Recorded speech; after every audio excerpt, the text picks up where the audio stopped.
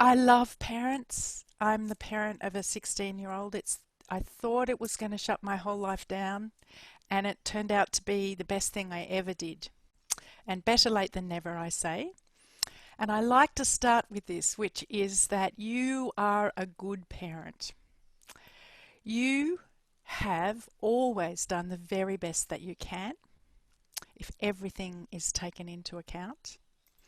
As a parent, you face real struggles and difficulties, and you're not to blame for those. The circumstances under which we parent are really challenging and are not kind to parents and not all that kind to young people as well. So there are real challenges. It's not all your fault, if that makes sense. And someday you will get a little rest. And here's my lovely husband. One of our social occasions where he was getting a little rest. So there you go. So just a little bit of housekeeping. So we're recording this. As Marie said, she and I are on our learner plates with this process, so forgive us, but we're hoping that it will be recorded as video and that may be available afterwards. You are on silent, and at the end, we'd really be happy to take your questions, which I understand there's a menu bar and it says Q&A. And if you press that bar, you can ask a question. It will go through to both of us, but Marie's keeping an eye on those questions. And at the end of the presentation, we will have a go at answering them. We will send you out a recording and some links to resources at the end of this. Please have a look at that. And in particular, I'm not sure how many questions we will get through today, but I love to talk with you. I love to answer your questions, and I'm really happy to have a short free 20-minute consultation with you if you want to book one. The links for that will come out in the email at the end, and we can get together and just figure out how I can help, what resources I can offer, and what your next steps might be. So our aim today is to talk about limit setting. I like to talk about why children need limits, about how they show you that they need them, and about we teach a number of listening tools at Hand in Hand Parenting, and I talk about the generous yes and the warm no. And I'll give you examples of a couple of listening tools that will help with that process of bringing limits around places where your children are off track. And then it's important to talk a bit about how you can get the support that you need in order to parent the way that you want to. It's really hard work. It has challenges you can't even anticipate before you get there. And we need a place where we can download and talk about how things really are in our parenting, and know that that will be kept confidential. And in that process, we're often able to work through challenges and make plans and figure things out to build connection and keep things on track in our families. And we all make mistakes. Parenting is sort of a series of mistakes, really, a lot of the time. One of the things I love about the hand-in-hand approach is that they are tools for fixing up messes as much as they are tools for setting things right in the first place. So we all make mistakes. We all have the best of intentions as parents, as does this duck, who is doing the right thing and taking her little ducklings out for an excursion. Unfortunately, she's met something you could call a parenting challenge there and is left wondering what to do. So My goal is to help you avoid um, those parenting fails, but also help you put things back together again on the other side of them. And a little bit about me. I'm an instructor with Hand in Hand Parenting. I've been teaching this approach with Hand in Hand Parenting for about 15 years. I've been using the approach with families for about 30. And I wasn't going to have kids, but at the last minute, my husband really was keen to have children, and so we had a daughter. And as I said, she's now 16. I've been using this approach with her since the get-go, and parenting's by far the very best thing I've ever done. Um, yeah, I did many things before I came to parenting, but I'm really glad I got to have this chance. And I love parents. I love us. I love um, how we would do just about anything in order to have things go right for ourselves and our children and our families. And we work incredibly hard at sometimes really big challenges, both sort of practical but also emotionally. We front up to stuff, um, and that's a fine group to be amongst. You can learn more about Hand in Hand Parenting and about me at my website, www.madelinewinter.com. We have a number of short online courses, and the one that you might be most interested in, there's several. There's one about separations, there's one about sibling rivalries, there's one about sleep, and there's one called Setting Limits and Building Cooperation. They're incredibly good value for about $55, and that will help fill in the gaps that there might be from today. And you're really welcome to contact me for some extra support and a quick chat and a longer chat if you think that would help. So, hand in hand parenting um, is an approach which is very, very flexible in how we look at the challenge. And the challenge is to understand how to balance connection with limit setting or correction. And we teach 5 listening tools, a couple of which are about using play where your child is in charge to build your relationship with your child, so as to have plenty of connection with which to work.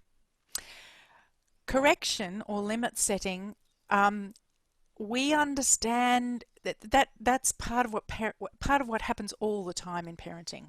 Parenting is about this balancing of connection and correction. Limit setting's right in the middle of it. And we understand that when kids are off track, you need to set limits.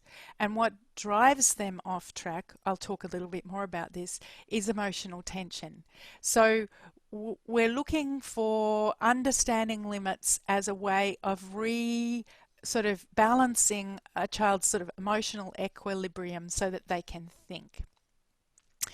I call this the love triangle. So there's connection, there's correction, and it turns out we need a lot of support. We need a place where we can offload, where we can understand what's going on and explore what's going on and plan for this hugely complex job that is parenting. And altogether, all of that creates the most valuable thing, which is emotional safety. What we really want to build in our family is emotional safety, so that people can work through where they run into, emotional challenges, and they can recover their thinking and work flexibly to find workable solutions to whatever the current challenge is. And the issue of timeouts is a challenging one. And I actually think there's a place for timeout, and that is for us as parents. We need timeout. We need a place where we can download, where we can get support, and where we can figure out how to get help. And sometimes we just need to back off in order to get ourselves the sort of resource that we need to parent the way that we want to parent. What children need is actually not timeout. I'll talk a little bit about why timeout doesn't really meet children's need. But basically, the way we think about it at Hand in Hand is that children need time in. They need a deep sense of connection in order to function well. They need a place where they can offload hard feelings. And on the other side of that, children are able to think better. They're able to cooperate. They're able to do what needs to be done. They're able to figure out how to behave in a way that the phrase I like to use is workable, so that they're able to develop workable responses to whatever the situation is. And as I've said, I think parenting really is about limit setting. It's not some tricky technique that you have to get exactly right and you have to apply in a really rigid way in a certain set of steps. It's right in the middle of what your job is. And you don't have to do it perfectly. It it's everything that happens in your interactions with your children is happening in the context of your relationships, and relationships are not perfect, and you have struggles. So there has to be a way of managing this that sort of has workarounds and ways of fixing things up when they don't go quite right. The other thing about it is that limit setting is pretty constant. Like, if you were to really notice, you probably have to bring limits with your child many, many times a day. And a lot of those, go really smoothly so that your child, you hardly notice that you've had to set a limit. But sometimes they don't. And what I'm going to talk about today is why it gets tricky. It gets tricky because it's about emotions. It's about where our children can't think because they're carrying emotional tension, and what we need to do in order to help them there. And it's about where they're stuck, but half the time it's about where we're stuck, or a combination of both. And we need a way of thinking about it and some tools to handle it that meet both those needs. And one of the things that gets in the way, and we don't have time to really talk about this today, one day when we're not in COVID-19, we'll get together face to face, which I have done with the council before, and we get to try out some of these listening tools, and in particular we get to try out the listening partnership. But it turns out that a lot of the challenge that we have in being the parents that we want to be is because we are carrying our own tensions from our own childhoods, and I'll talk a little bit more about how that happens and what we can do about it. So I want to tell a little story which is about my young friend Thomas. Thomas was about 18 months old. I met Thomas's mum when her older child and my only child started school, which can be and was something of a trial by fire, and we kind of made firm friends in that process, as you do as parents around that experience. And so we were in the middle of a quite difficult start to school, and in the middle of all this, my friend went back to work, and as often happens when our children go to school, and little Thomas was in daycare, and it was a really fine daycare. It was a lovely place. But one day we picked him up after I think he was there 3 days a week, so the last of his days. And we hop in the car and everybody's buckled up, and we get about 3.5 minutes down the road and Thomas is climbing out of his car seat.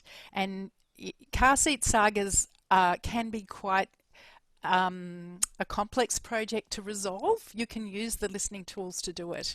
But in this instance, you can't drive with a child who's unrestrained in a car. So we pull over, and my friend, she says, "Oh, sweetheart, you really need to, you have to be in the car seat." But that's pretty much all she said. I hadn't taught her about this approach. We were probably friends because she had a sense of of what a child would need under these circumstances. But basically, she got out of the car. I'm sitting there thinking, God, we're going to be here for another. How long are we going to be here by the side of the road? But she hopped out of the car. She went around. She opened the door on his side of the car. She squatted down. She met him eye to eye, and she just put her hand on his shoulder. And he looked into her eyes, and he burst into tears. And he had a huge sob, a really heartfelt, hard sob. And she just stayed there with him. She looked at him. After a little while, she said, "Sweetheart, we need to get in the car seat." And he looked at her again and burst into tears again. But after a little while, his sobbing backed off, and then he put his little arms in the car seat, and she was able to buckle him up, and she came round to the front, and we headed off again. It doesn't always resolve that quickly, I need to let you know, but it's a lovely example of where she gave him information which he already had, which was that he needed to be in the car seat. It's probably worth giving that information again, but basically Thomas knew that he needed to be in the car seat in order to be safe. The problem was that Thomas couldn't remember that, or it wasn't important to him, that he was so up to here with emotional tension to do with, the tension that family was under, to do with returning to work, starting school, to do with having been away from his mum for that length of time, for 3 days. Just who knows what it was he was carrying. But by the time he got into the car, he just couldn't comply. And it wasn't because he didn't know that it's important to be in a car seat. It's that he just had to have a bunch of feelings. And thankfully, my friend understood that and she connected with him. Instead of lecturing him, she went and made contact and connected with him. And he had a big upset, and she listened to it without trying to stop it, without trying to make judgment about it or pass judgment about it or opinion about it. She just stayed connected to him and listened to him. And what often happens on the other side of an upset like that is that a child is able to think and cooperate again. And as I said, this went remarkably smoothly and reasonably quickly. Sometimes around car seat struggles in particular, you need to actually use a range of our different listening tools to tackle challenges. But the upset that Thomas was feeling there, once he'd offloaded it, he was able to cooperate. So in this way of bringing a limit, so basically she brought a limit, but she brought it in a deeply connected way. He had a big upset, and that upset is the pathway to cooperation. So timeout doesn't work there because it doesn't provide the connection that a child needs in order to be able to restore his thinking mind. He's in a big funk of feeling mind, and we need to help our children through that in order that they can think. But the upset is the pathway to cooperation. It's not a sign that our child is never going to do what we need them to do. It's the necessary process in order to get to a point where a child's connected enough that they can do what needs to be done. And it turns out that connection, I like to say, connection greases the wheels of family life. It's the thing that makes things go smoothly. The more brain research they do, the clearer it is that our brains are made to work best when we are in connection with others. And a little bit of research that I bumped into had done a study of the movement patterns of twins in utero. And in utero, their movement patterns are different when they're interacting with each other than they are when they're interacting with their environment, which is, in this case, the lining of their mother's womb. So even at that level, they are tuned into being with each other, and they are in communication and in connection with each other, and the way they respond and behave is different when they're touching each other than when they're touching, their home.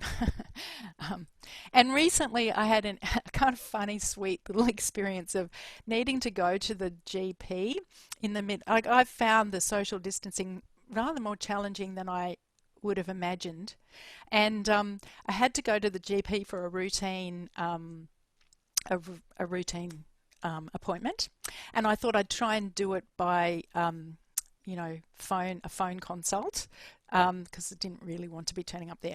And he wasn't going to have a bar of that and told me that I needed to get up there. So I went up there and I met this young man who I've never met before and who probably I will never meet again.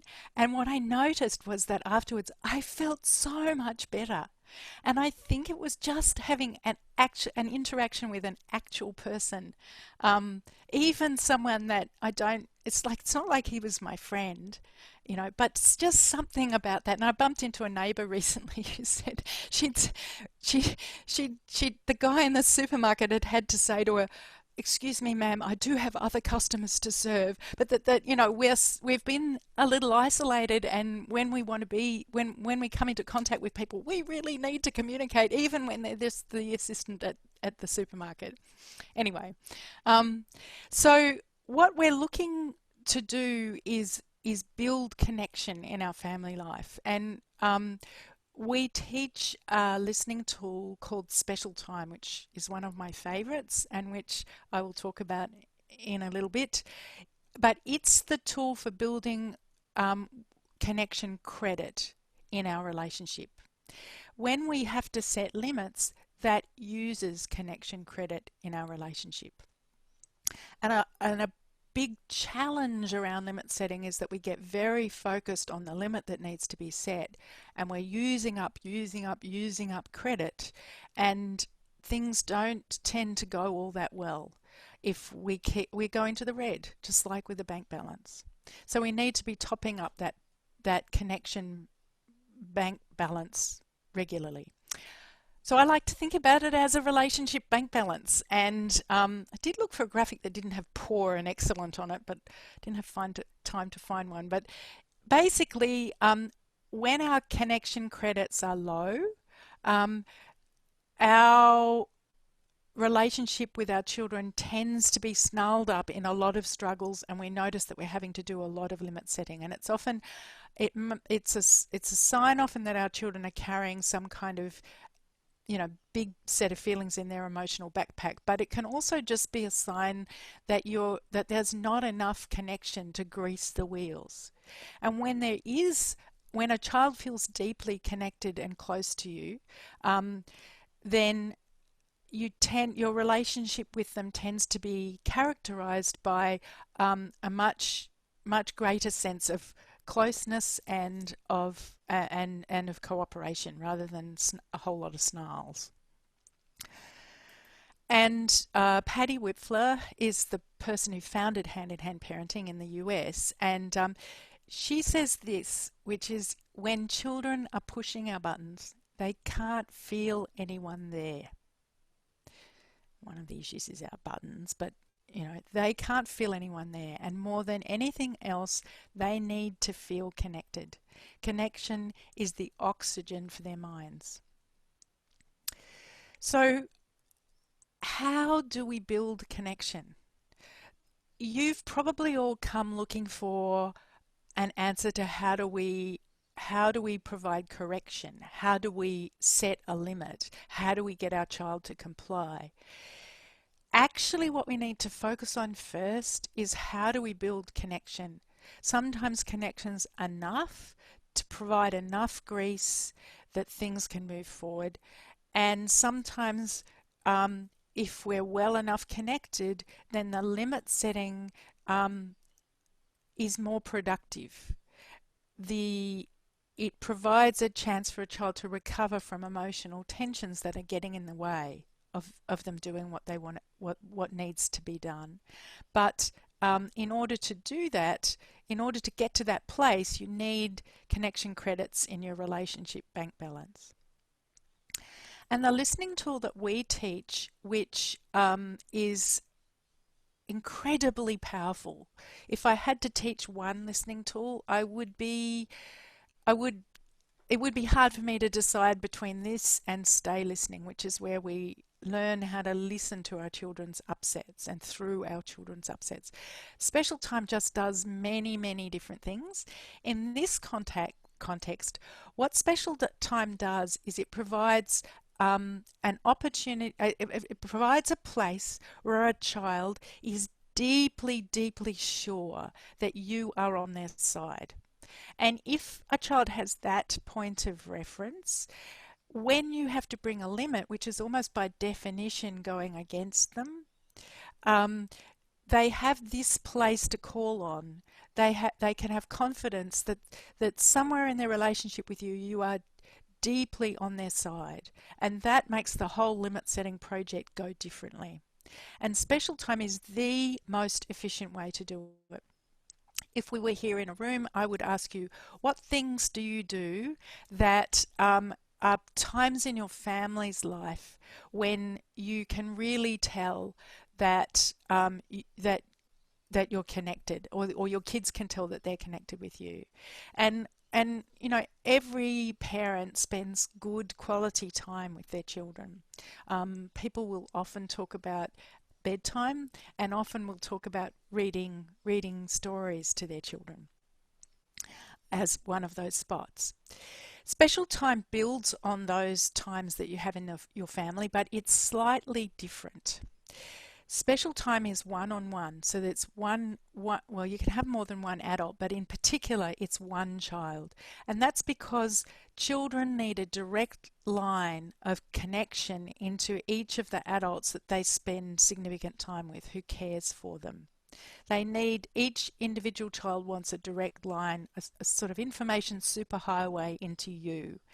And if they have to share that highway with another child, it doesn't work in the same way. There are different listening tools you can use which are about using them with more than one child, but special time is the place where you really build your connection credits with your child. And in this time, you say to your child, I've got however much time, 5 minutes, 10 minutes, 20 minutes, and you say, I'll do whatever you want to do.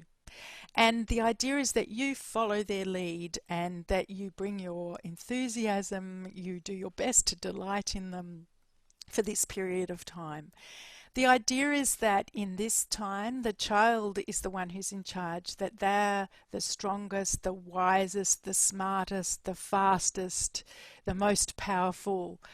We are aiming to turn the tables on the way a child is constantly, in the way our world is set up, sort of the younger, the newest, the smallest, that it truly builds a child's confidence and their confidence that you have confidence in them, in order to set up this playtime where they get to win.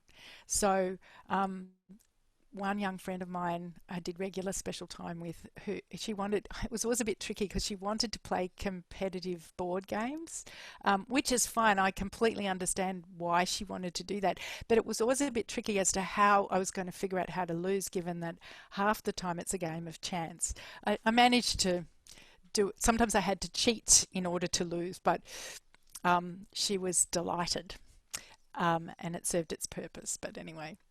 The other thing about special time is that it's timed, because your child needs to know just exactly how long they've got you. And I think this is the major difference between special time and other, good close times we spend with our children.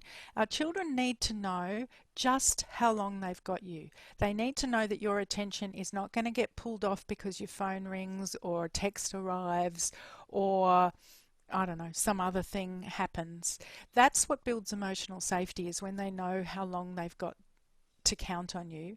And the other thing is that the timing it and you making the commitment that you're really going to be fully there for that period of time, that means that you can't just peel off when you get bored, or when they want to play at something that you don't really want to play at. One of the things children will do sometimes is work on things or work through things in special time that are places you're not that keen on. And the reason they do it in special time is because they know they can work that through with you because you're committed to really being there. So we need a time limit often so they know how long they've got us, and so we know how long we have to stay there. And when I started doing special time really regularly as a parent, when I became a parent, I went and bought the biggest kitchen timer I could find because sometimes, sometimes it's not easy. It's like, oh, I've only got 45 seconds to go. And I could hang on knowing that I didn't have to last forever. And it's what makes it special is that it's this protected time. We also need to announce it because kids, well, the human mind counts what it notices. So you may spend a day, you probably, if you have really young children, you probably feel like you've spent the whole day just sort of paying attention to them and not getting to do what you wanted to do. But their experience is that you either they sort of didn't quite notice that you were there, going their way, or in fact they weren't really sure of you because at any point you could get pulled off. So special time, you get extra bang for your buck, you could say, because you announce it and you're bringing both of your attention to the fact that it's happening. You get more value out of, human beings get more value out of what they actually notice, which is the essence of what the whole mindfulness thing is about, I think. So special time provides a relief from being the smallest and the littlest for a young person. It builds enormous confidence and it opens up communication that often wouldn't. You'll learn all sorts of things from doing special time with your child. And special time, it acts as a big yes. This is the big yes that balances what we're going to talk about, which is the warm no. So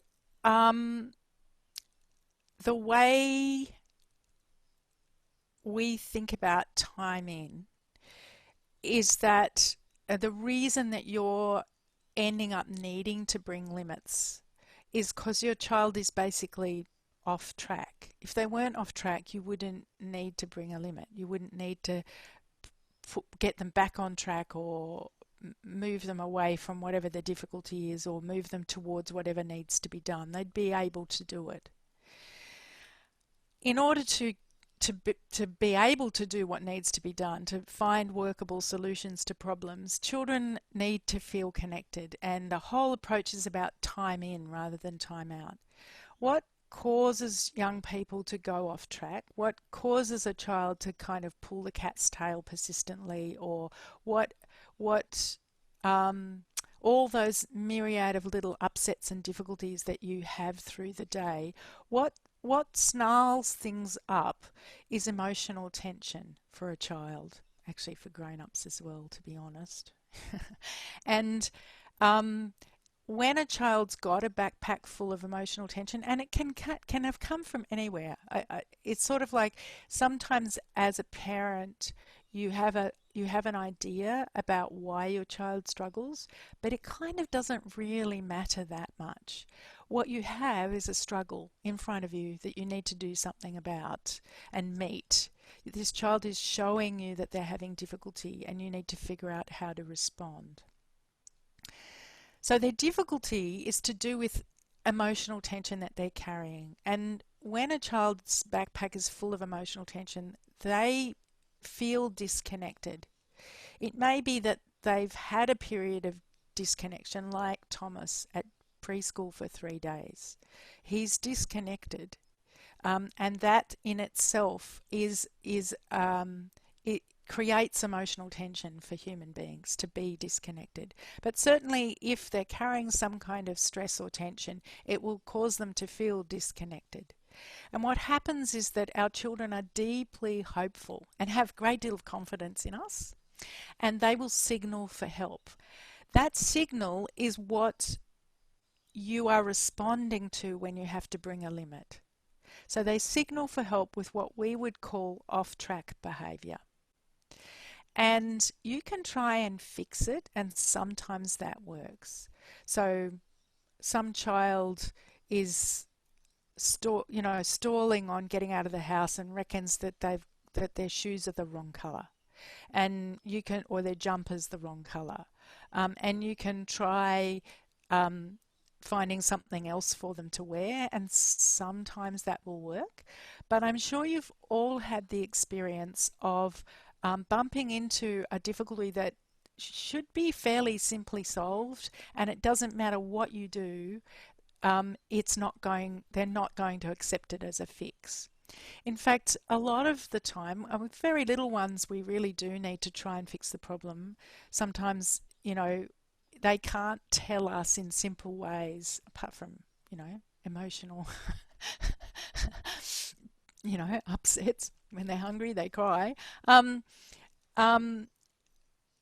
they often can't tell us. It very rarely can, I think human beings in general, but children in particular often won't come and tell us that they've got some problem.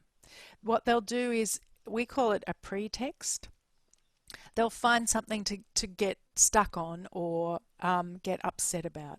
And it's because the problem underneath it is emotional.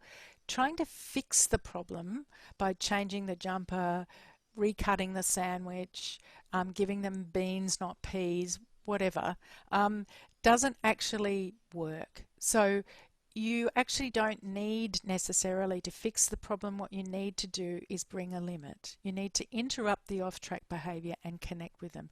Sweetheart, it's peas tonight. I know. You don't like peas.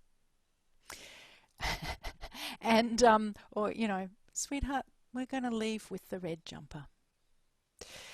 And often what happens at that point, if your child has been carrying emotional tension, is that an upset erupts.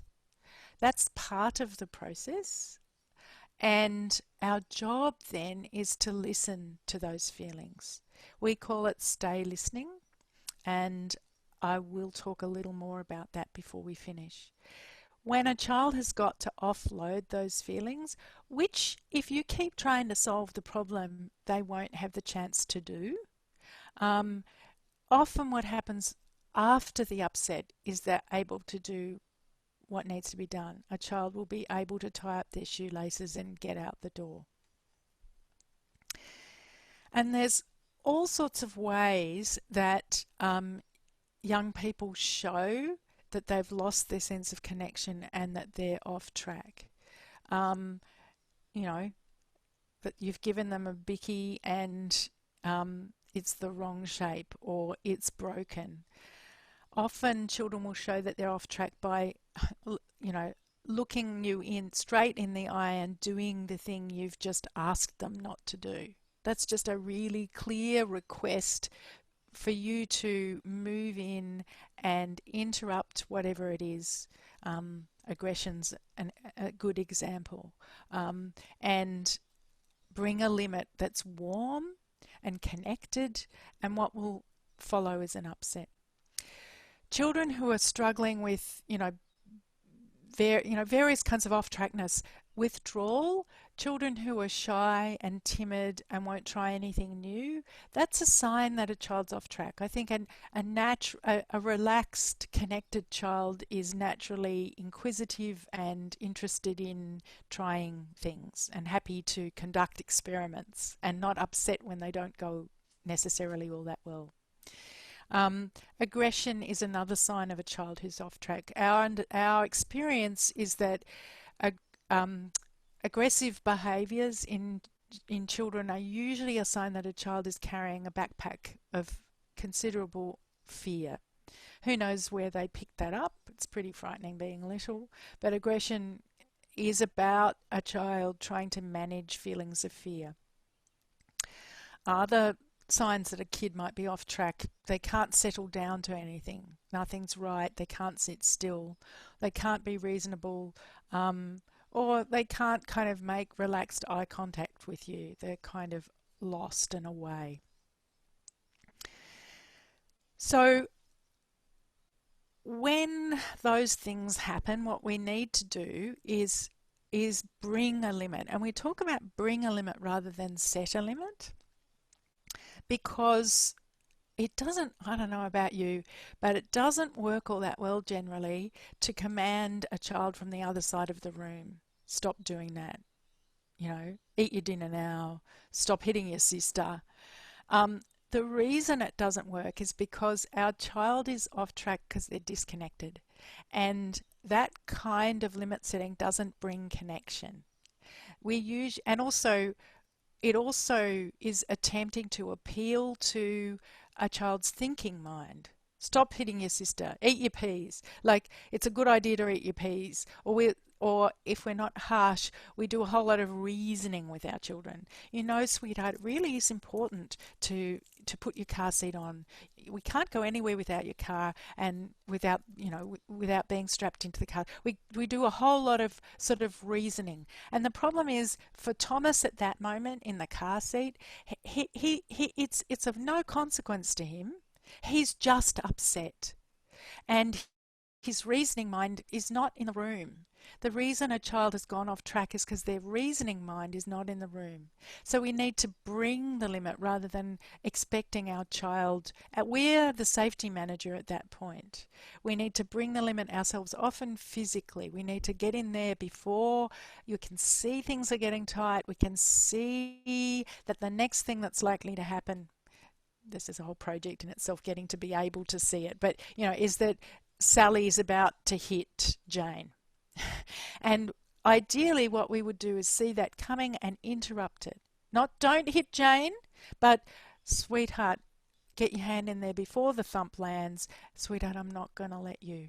I'm not going to let you hit. So when a child's off track, they need us to connect physically. They need us to connect. We need to get close. It's really important that we stop irrational behaviour. We don't want them to hurt themselves. We don't want them to break things. We don't want them to hurt each other. That we don't want them to hurt us. So we need to stop the behaviour that's off track and that might be dangerous. Not expect a child to be able to stop. They've already shown us that they can't think. So they need us to move in. And when we do that, we want to connect. We want to be warm. We want to make eye contact. We want to ideally figure out how to make physical contact in a gentle way. And then what we need to do is hold the limit. No, I'm not going to get you another bicky. This one's fine. I know. You want another bicky. This one's fine. Sweetheart, we're not going to read another book. No, it's time for bed. So we hold the limit. And the upset that a child often has then, we hold the limit while it becomes something against which a child can push and kind of metaphorically. And when they can push, they can feel those hard feelings. That's what a limit does. It gives them something against which allows the feelings to be pulled up and heard and got rid of. So we want to expect feelings. Feelings are part of the process. And it turns out they resolve, the expression of feelings resolves emotional tension. So tears actually contain stress hormones, and they are the physical process by which we release grief. Tantrums are hot and fast, and they're the process by which children release frustration, of which there's a great deal as a young person. There's a lot of things that are hard, that they can't quite do, that they're not allowed to do, and a lot of feelings of frustration accumulate. The closest I can get it's hard sometimes as an adult. What does that look like? It's that feeling you get when the computer will not do what you want it to do, and you would like to pick it up and throw it out the window. That's frustration. That's what they're trying to get rid of. So tantrums release frustration, and laughter heals fears, which is not all that well understood, but it's tremendously powerful. Going for laughter, allowing laughter, encouraging laughter is actually a great way of helping people in general and children in particular with fears that they're carrying around. And when they get to do enough crying and they get to have a big enough tantrum, or they get to laugh, then that is what will restore their confidence and their ability to cooperate and their ability to think. The listening that you need to do when your child is when you've brought a limit, we call that stay listening, and it's another version of time in. You don't send your child away to be in their room on their own unless you've had it. If you've had it and you're at the point where you're not going to behave well, then please take time out. Take time out for you.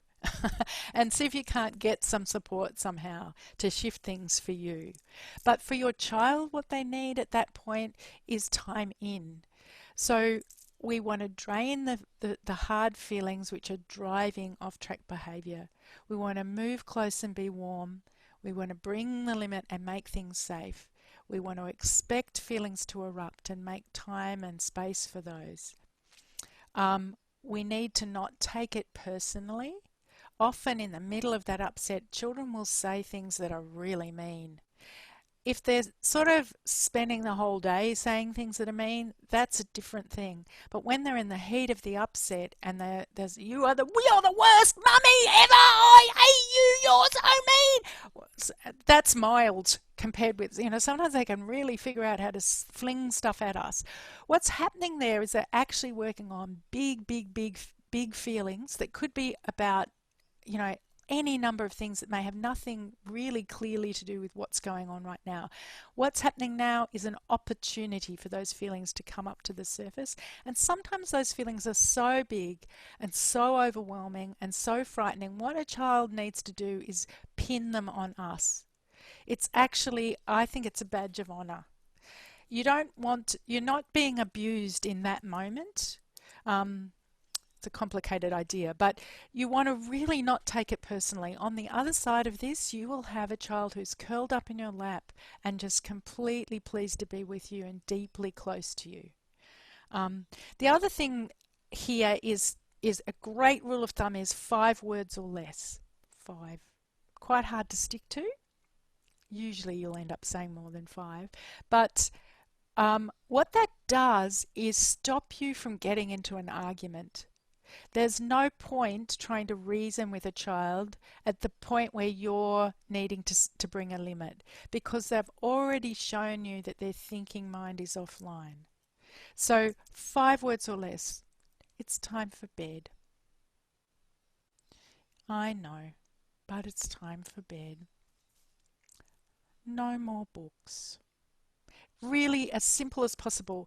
Keeping that in mind, 5 words or less, will help you avoid the trap of trying to reason with your children. At that point, they're not available. Later on, when they've got through the upset, you might be able to have a conversation about it. But right in the moment, that's not the time to start reading the riot act, detailing the rules, etc. They just need a chance to bump up against something and have some big feelings. So you don't want to fix the problem or argue, and you want to avoid trying to stop the crying or stop the upset. So you really don't want to say, pull yourself together. How about you have a drink of water? There's a lot of ways that we've learnt how to distract people from those big feelings, and actually what we want to do is just be there with them through those feelings. And if you are lucky enough, which most parents are, to have an upset that you can listen to, it's worth noticing how your child is afterwards. And often they're just really in good shape. They've offloaded, they're ready to do something new, they're ready to go on with whatever needs to be, proceeded with. And another little rule is not to be afraid of limits because it's right in the middle of parenting. It's what you have to do. So why be afraid of it? Um, Often, actually, when I work with parents, they'll talk about some difficulty, some persistent difficulty, you know, in their family life. An example might be getting out of the house in the morning to get to school. And it gets to a point where, or getting into a squabble with their brother or sister, and it gets to a point where it's really tough, and this child just really is really wanting to hurt another child, or is really refusing to go. Chances are there were about 10 signals that your child sent up. You know, they were a bit cranky when they woke up. They didn't want that breakfast, they wanted some other breakfast. They couldn't find their shoes. There are often a series of little indicators that your child is off track. And if you can bring a limit early, while you still have patience, partly, it will go much better. And you actually don't, so long as you're doing special time where you're building connection credit, you don't need to worry about setting too many limits. Limits are actually a really productive process. They allow a child to offload emotional tension that's driving them off track. They're looking for opportunities to do that. You need to provide them with opportunities to do that. So we say limit early, limit often. They need limits. Don't wait till you're at the end of your rope. And understand that big feelings, you know, some big frightening experience a child might have had early in their life, they're not going to be able to come and say, Mummy, I'm feeling a bit scared because I nearly didn't get born. It's like they're just not going to say that. They're often not even going to say something like, the teacher yelled at me at school, or the kids teased me at school. Like, how often, those of you who've got sort of school-age children, how often do you ask, how was school today, and you get nothing? Even when it becomes clear over time that there's some problem. Children are often not able to articulate it. There's a number of reasons for that. But one of the things that happens is that they will find pretexts to get upset. They will set up things that really, it makes a heap of sense for you to bring a limit around. And that's because big feelings come in small packages. So, that deep upset about a broken biscuit, I mean, I'm sure if we were in a room, I'd get you to put your hands up and tell me, what are these infuriatingly tiny, stupid little things that our kids just dig in around. Well, what that is a child looking for an opportunity to have an upset about something that could be quite disconnected from the issue at hand. So, the whether you've cut the sandwiches right, whether the socks are the right colour, whether the sister got more special time than they did, whether someone got a toy and they didn't, any number of little things children will get upset about. And sometimes when you get it right and you bring a limit and they get to offload a whole bunch of feelings, you think, how could a person possibly feel all those things about, a broken biscuit? Well, it's not about a broken biscuit. It's about all sorts of other things. And you're providing a kind of coat hook off which they can hang their emotional backpack. So, having said all of that, those things are hard. It's hard for us to listen to our children's upsets without wanting to shut it down. Sometimes there haven't been many. I was well prepared. I had these tools. I've been using them since the get-go. It really does make a difference. But the thing that I would have to say that I've bumped into that I struggle with hardest is around helping my daughter with schoolwork and homework. And I'm so glad that, I have a partner who can take that load. Sometimes you can share depending on who has flexibility around what. But I just don't have any slack. And I think it's because at the point, in my mid-teens, I was having a very hard time. My family had fallen apart. It was just a very hard time. And there's a way that what happens when we're parenting is we're presented with a situation and our mind goes back to try to understand what we already know about it. And what we do is we pull up experiences from our past, and it can be from quite early in our life, that remind us of this experience that's in front of us. So the truth is, when you've got a 3-year-old, your mind is constantly going back to try and figure out what you already know about 3-year-olds. And a good part of the data is to do with what it was like for you when you were 3. So you pull up those memories, and if there's emotional tension contained in those memories, you pull up all those feelings as well. So I work a lot with teens now, and with parents of teens, and I can say the teenage years are pretty tough. Were pretty tough for most of us, and a lot of the difficulty, not all of it, but a lot of the difficulty that adults have in dealing with their teenage children are so to do with the story of what it was like for us when we were teens.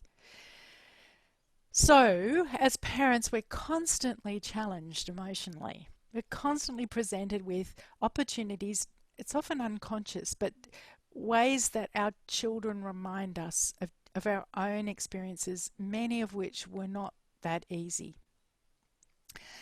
And a way that we can get the support that we need is this is the time out for parents. We call it a listening partnership. Someday we may get together and we can do this together. When I run groups in person, I get you all to have a little go at this. You could try this out with anybody. What you want to do is find a partner. You want to decide that you're going to split the time that you've got evenly, and when the time is up, you stop.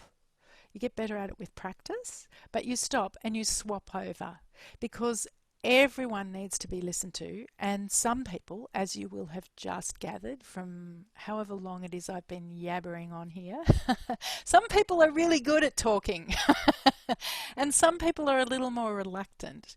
But it turns out that everybody has a story to tell, and everyone can use the warm attention of an interested listener who's not offering advice. In this way of listening, we're not offering advice. We're not trying to solve the person's problem for them. We're just listening. We're listening with warmth, our full attention. We're not interrupting with our own story. That's the other thing that happens, is that when we listen to someone, we are reminded of our own story. And if you listen, I remember when I was first introduced to this process, I remember sitting on the bus and actually listening more carefully to the conversations that happened. I remember this couple behind me, a couple of women behind me, and they just kept interrupting each other. One would start on some track and the other one would interrupt with her own story. And then it just kept going back and forth. But it's like no one really gets to tell their story. What we need to do is take turns, and then you've got time to fully tell your story, and you're not going to be interrupted by someone else's story. They'll have their turn when you swap over. And we need, as parents, and I think in general, we need to know that it's completely confidential. That's what makes it safe for us to talk honestly about what things are really like in our parenting. I don't know about you, but in general, I found I have to be very careful what I actually say to people about what it's really like, because people are very quick to judge you harshly as a parent. There's very little understanding of the pressures that we're under, or of the emotional dynamic that we're in the middle of, and that makes parenting hard. So we need to know that what we say here, that where we admit to struggles, that where we admit to the fact that we've yelled at our kids when we didn't want to, or that we've left them when we probably shouldn't have just because we were in such a funk or whatever. We need to know that that's confidential, so that, and eventually what happens is that our mind pretty well reliably, if we're given a space to talk in the company of someone who looks like they care about us and isn't getting in our way, our minds will go to the places where we're carrying tension. And parenting is just the most unbelievably complicated job. Any job this complicated in the world would involve supervision, training, support, sick leave, backup, people who can fill in if you can't do it. Parenting just mostly just doesn't have that. So it's really hard, and we need spaces where we can talk about what it's really like. And when we get to do that, sometimes we bump into our own big feelings. Sometimes we can have a cry, sometimes we can have a laugh. And on the other side of it, we can think better about how to get help, about how to get resource. So that's a listening partnership. I couldn't function without them. I find them incredibly useful for small and big things. I have to say, I've even used listening partnerships to do my filing because I find it really hard to do filing. Perhaps I could use them to do the vacuuming. I don't know. It's amazing what you can do when there's a bit of warmer tension in the room. One of the things that we could do in a listening partnership, if there's someone that you could set this up with, and if you find your way to my website, there'll be links in the email that follows. You'll find some downloads of flyers that I usually give out at a talk, but a quick summary of what a listening partnership is, which you could read through with whoever you've decided to choose as your listening partner, and you could profitably spend time talking about how limits were set in your own childhood, or what are your big triggers. Getting to talk about those things, and as you get more experienced in a listening partnership, building up safety where you're confident that you can safely talk about how things really are. Feelings will bubble up. If you get a chance to download those feelings, then you'll be able to think better. So those are a couple of things you might talk about. I might stop there. I'm not going to go there. I have got some thoughts about rewards and consequences, but I figured that you might have some questions to ask about that. So I might stop there for now and see where things are at with questions, if anybody's got any questions. Yeah, Madeline, that was fantastic. Thank you for such an informative My pleasure. last hour. So guys, no questions have been popped through at the moment. Okay. If anyone does have any questions, now is your chance to pop anything through if you like in the Q&A section. If not, it's okay, because we will have the opportunity to send out an email with Madeleine's details, as she has mentioned earlier on, in terms of answering any further questions or a consultation process. So we'll give it a minute or two. If anyone would like to pop in some questions, please feel free to do so now. So we'll just wait a bit. Anything else you'd like to add, Madeleine, in terms of questions? Well, I'll just talk a little bit while we're waiting to see if anyone's got any questions. I'll talk a little bit about rewards and consequences, which is often the sort of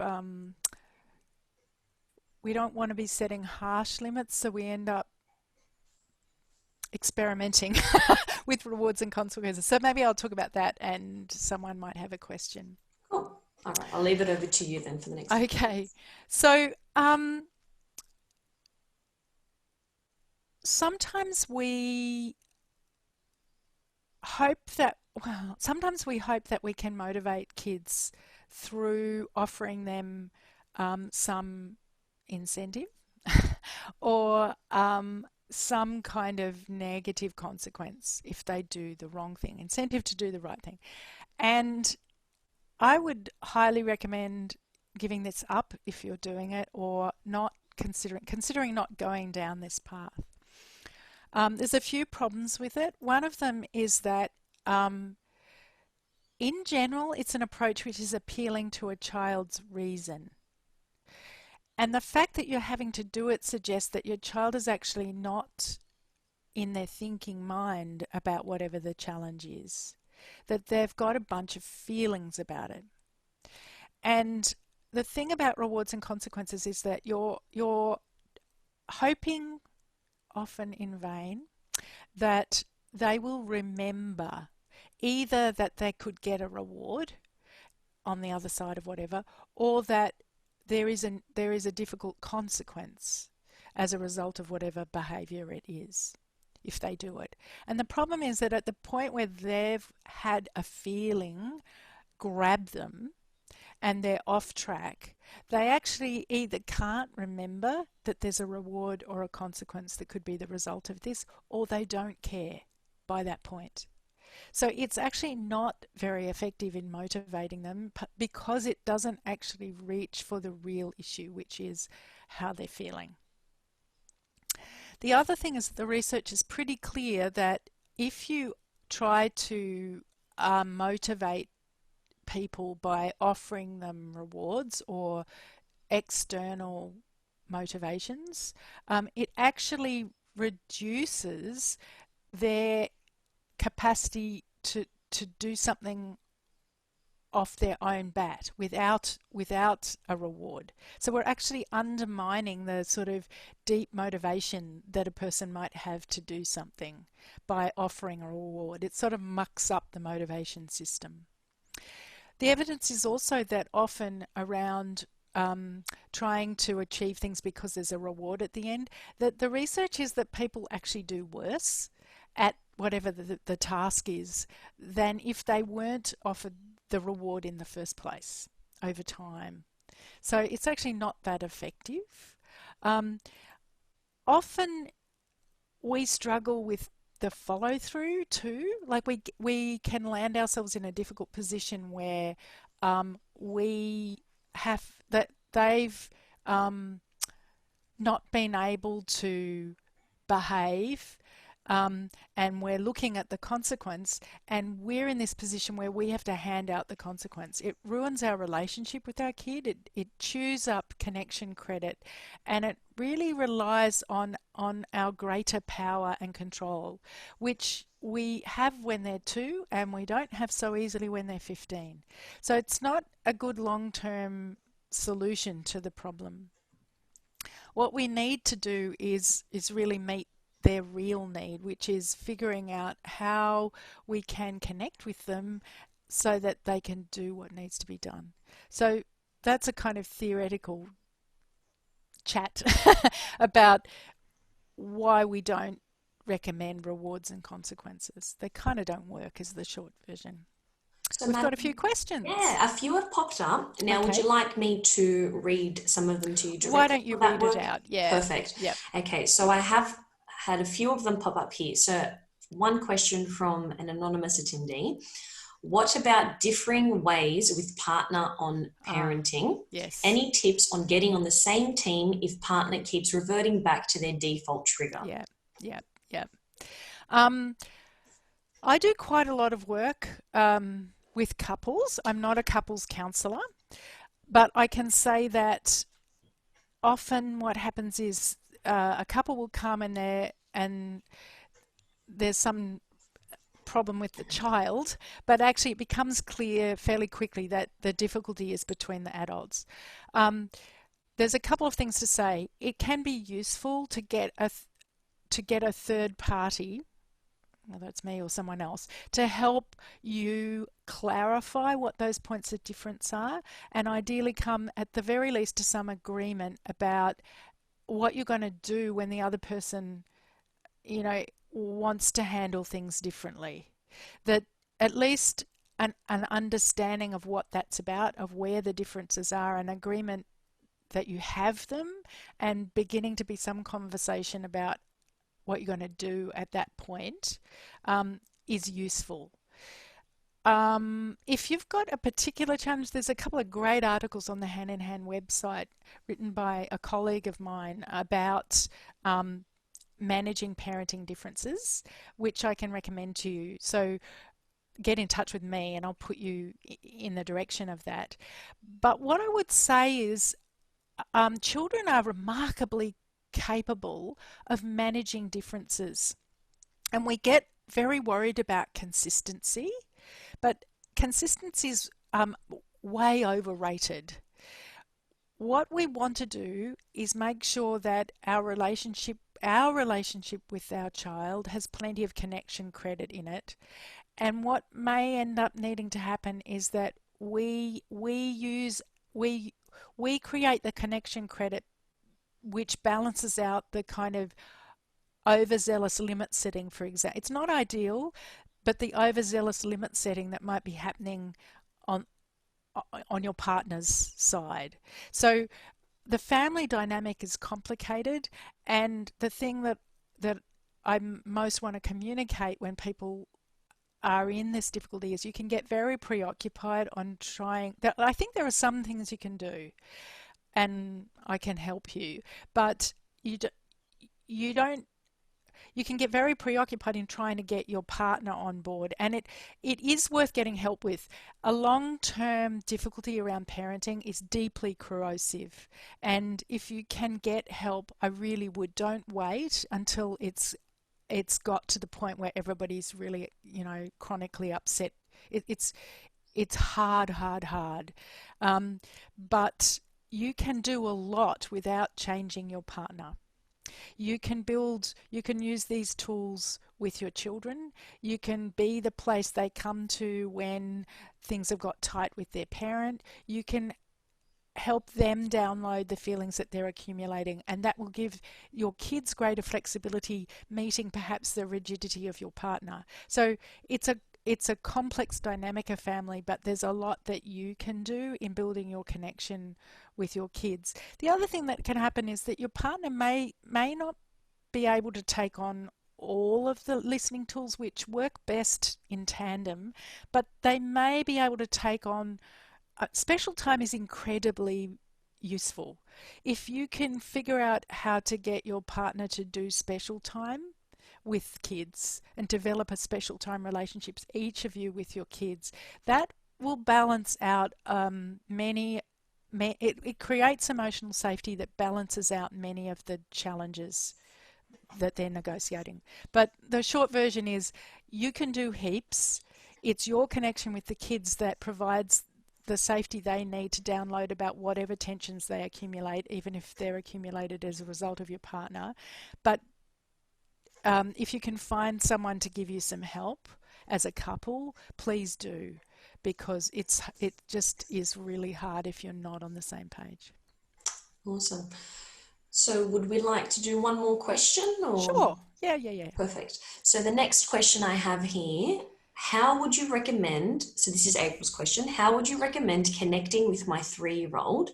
And I'm not too sure what this next word is. Ioing, I'm not too sure. Forgive me if I've said that wrong. So I'm assuming when she's upset and when my 6-year-old and my 6-month-year-old needs my attention. Oh, So yeah. connecting with my 3-year-old. With a 6 month old. Yes. Yeah, yep, yep. Sorry, April, for maybe mispronouncing that word, but over Yeah, to Madeline. yeah, yeah. Um, well, the short version is rough enough is good enough. We don't have to do this perfectly. So when a child is struggling, if your 3-year-old is struggling, any way that you can bring connection, and perhaps a little bit of play where you get to be the dumber, the stupider, the sillier, the more foolish, and she gets to laugh a bit, will be very powerful. Um, when she's upset and you've got the little one there, I think all you can do is your best to listen. And you, I think it's always worth just giving the little one a bit of information. So, it, you know, I, I think we underestimate what babies can understand. So if you've got a wild 3-year-old and you're needing to hang in there with them while you have a 6-month-old in a pouch, I would just say to the 6-month-old, sweetheart, Sally's having a big upset. It's fine. Things are fine. Just to, I know it might sound a little odd, but I think sometimes just knowing that you are confident gives children confidence. So if it's a bit frightening what's going on for the baby, that I think is a useful thing to do. Um, and you know, if the least you can do is not get mean and hard and nasty or shut it down, um, then that's a good job. Every little bit of upsetness that your 3-year-old can have is going to be useful. You can't always listen perfectly. What I would say is that you want to be finding time to do special time with your 3-year-old when the 6-month-old is not around. And when you've got more than one child, it is more challenging to figure out how to find that time where you're getting one-on-one time with each of your children. I would say that my experience is that that requires scheduling and planning. And when a family's invested time and energy on doing that, in setting up special time in a scheduled way, it sticks in a way that it doesn't so easily stick in a family where they haven't had to schedule because there's only one child, but it all kind of easily ends up going out the window when other things are going on. So it is a challenge with more than one child, but yeah, yeah. Would you like to have one more question? Let's do one I'm conscious more. of the We've got, time, so we've yeah, got a I couple more think we've got, minutes. yeah, Yeah. yep. Okay, so we have another question here from an anonymous attendee, and it's more a statement, but I'm assuming you'll be able to elaborate more. Okay. Although my daughter behaves badly when she comes back from her dad's. I'm going to stop. Oh, no, I won't. I was going to have stop sharing, but I won't, I think, because you never know. I might not be able to get back to it again. Um, um, okay, so again, it's similar. The answer's similar. There is an enormous amount that you can do in building your connection with your child, and building emotional safety so that whatever's going on at the other parent's house, your child has a space where they can come and offload whatever tensions they're accumulating. The challenge is that you're never out of relationship with the other parent, even though you've in separate houses, and that part of the job you have now that you're co-parenting in separate spaces separately is that your part of your job is to clean up whatever your child comes back with. You have no control over what happens in that other house, or very little, but you do have control over what happens in yours.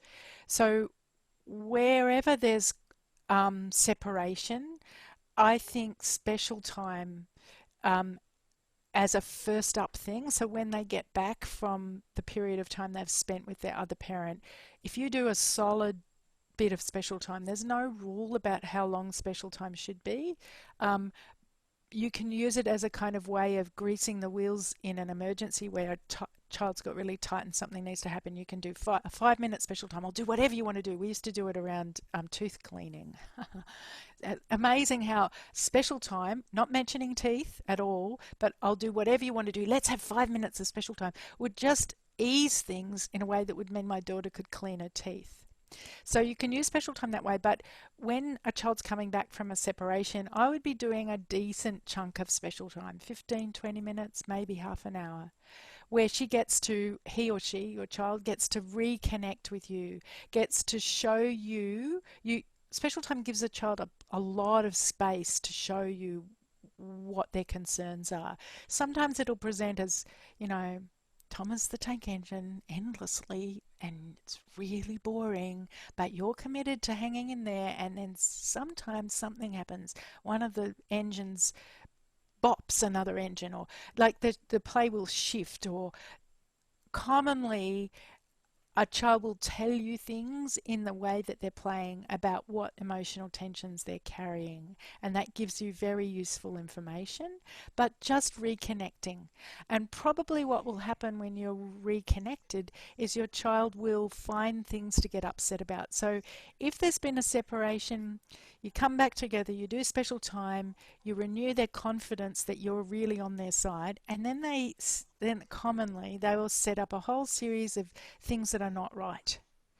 And you can regard those as those big feelings coming in little packages.